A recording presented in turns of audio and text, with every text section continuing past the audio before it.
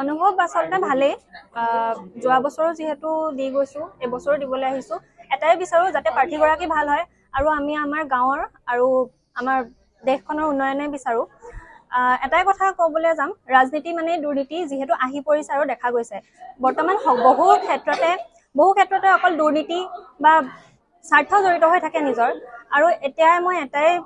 অনুৰোধ জনাম সকলোলৈকে যিসকল প্ৰাৰ্থীয়ে নিজৰ মানে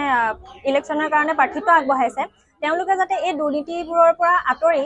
ৰাইজৰ হকে দেশৰ হকে ভালদৰে কাম কৰি যায় আৰু স্বচ্ছ নিকাভাৱে যাতে এক সুস্থভাৱে দেশখনক আগবঢ়াই লৈ যায় তাৰে কামনা কৰিছো মোৰ 15 মিনিট মান হৈছে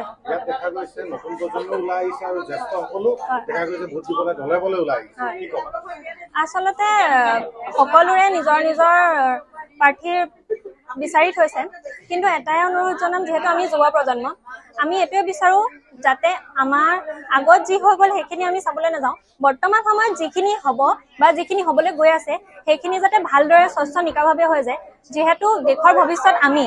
আমাৰ আগতে যদি কিছুমান দুৰ্নীতি চলি থাকে সেইখিনি আমি কেতিয়াও মানে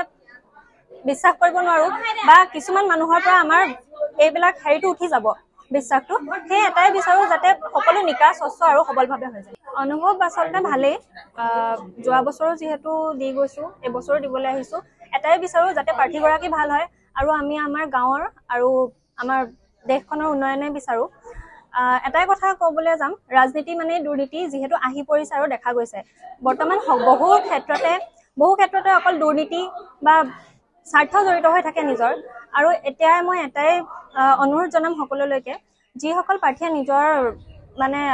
ইলেকশ্যনৰ কাৰণে প্ৰাৰ্থিত্ব আগবঢ়াইছে তেওঁলোকে যাতে এই দুৰ্নীতিবোৰৰ পৰা আঁতৰি ৰাইজৰ হকে দেশৰ হকে ভালদৰে কাম কৰি যায় আৰু স্বচ্ছ নিকাভাৱে যাতে এক সুস্থভাৱে দেশখনক আগবঢ়াই লৈ যায় তাৰে কামনা কৰিছো মোৰ 15 মিনিট মান হৈছে